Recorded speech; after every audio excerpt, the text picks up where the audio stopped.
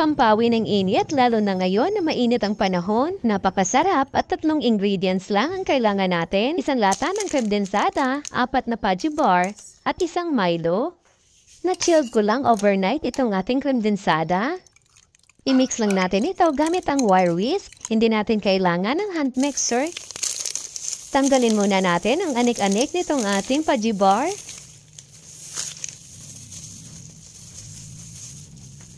At hatiin lang natin itong Pudgy bar sa dalawa. Ilagay na natin ang Pudgy bar bago natin ilagay ang creme densada.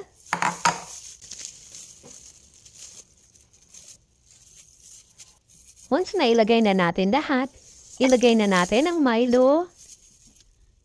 Ito ang lalo mas magpapasarap sa ating recipe. Takpan lang natin ang cling wrap at ilagay lang natin sa freezer ng overnight. Ayan na, may masarap na tayong dessert o panghimagas. Huwag po kalimutan mag-follow and share. Maraming salamat hanggang sa susunod mga kakusina.